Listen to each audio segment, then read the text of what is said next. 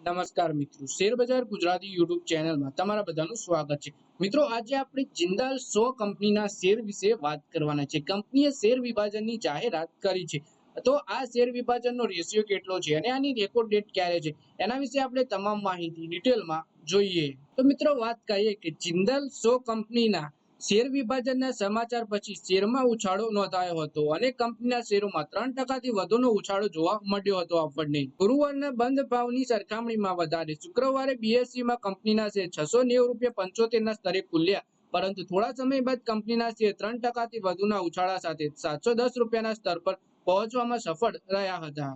એક્સચેન્જોને આપેલી જાણકારી અનુસાર કંપનીએ જણાવ્યું કે બોર્ડ બેઠકમાં શુક્રવાર 23 ઓગસ્ટના રોજ 23 ઓગસ્ટ 2024 ના રોજ યોજાઈ હતી। આ બેઠકમાં શેર વિભાજનને મંજૂરી આપવામાં આવી હતી। જિંદાલ 100 લિમિટેડ શેરની ₹2 ફેસ વેલ્યુ સાથેનો એક શેર બે ભાગમાં વેચવામાં આવશે। આ શેર વિભાજન પછી કંપનીના શેરની ફેસ વેલ્યુ ₹1 થઈ જશે, એટલે કે એક શેર હશે એમને બે શેર થઈ જશે। પછી વાત કરીએ કે કંપનીએ હજુ સુધી આ સ્ટોક સ્પ્લિટની રેકોર્ડ ડેટ જાહેર કરી નથી, પરંતુ એક્સચેન્જને આપવામાં આવેલી જાણકારી અનુસાર કંપનીએ કહ્યું કે આ શેર વિભાજનની પ્રક્રિયા 30 નવેમ્બર 2024 સુધી પૂરી કરી દેવામાં આવશે।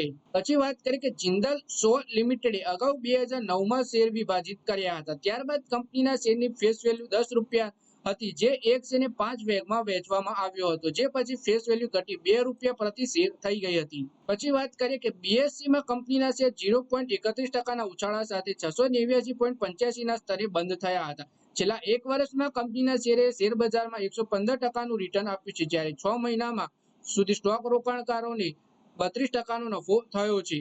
તો મિત્રો, આ વિડીયોમાં વાત કરીએ આપણે જિંદાલ 100 લિમિટેડના કંપનીના શેર વિશે, જેમાં કંપનીએ શેર બજારને જણાવ્યું કે તે પોતાના શેરને વિભાજિત કરવાની છે। એક ₹1 ફેસ વેલ્યુને ₹1 ફેસ વેલ્યુ કરશે, એટલે કે એક શેર હશે એમને બે શેર મળશે। તો મિત્રો, આ વિડીયોમાં બસ આટલું જ। હવે મળીએ આવનારા વિડીયોમાં, ત્યાં સુધી વિડીયોમાં લાઈક કરો, કોમેન્ટ કરો અને વિડીયો પોતાના મિત્રો સાથે ફેસબુક, ઇન્સ્ટાગ્રામ, વોટ્સએપ બધી જગ્યાએ શેર કરો।